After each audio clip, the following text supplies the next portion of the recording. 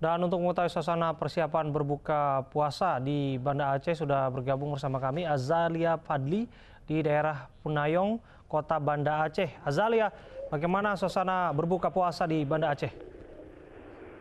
Selamat sore pemirsa, kalau di Jakarta sudah berbuka puasa, maka di Kota Banda Aceh para masyarakat masih sibuk berburu takjil. Dan saat ini saya sedang berada di kawasan Punayong Kota Banda Aceh, salah satu kawasan terpadat yang ada di Kota Banda Aceh.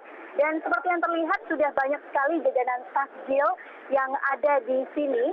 Salah satunya yang sangat khas dengan Ramadan yaitu lemang. Nah, lemang ini merupakan sajian ketan yang dibakar menggunakan bambu yang sangat lezat sekali untuk disajikan berbuka puasa ya pemirsa. Dan selain lemang yang menjadi khas Ramadan di Kota Banda Aceh ini adalah timun suri. Nah, timun suri ini hanya ada saat Ramadan dan juga menjadi teman untuk minuman segar yang sangat menggugah selera sekali ya pemirsa. Dan semakin sore kawasan di Punayong Banda Aceh ini semakin padat.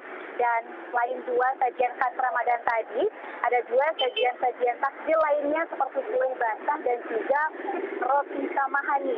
Nah, roti samahani ini merupakan roti yang menggunakan selai Srikaya Samahani. Samahani merupakan salah satu daerah yang ada di Kabupaten Aceh Besar.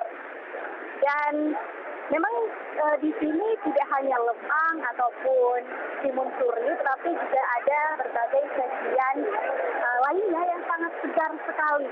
Dan lalu lintas untuk kawasan Punayong Kota Banda Aceh ini seperti terlihat sangat padat menuju berbuka puasa 30 menit lagi.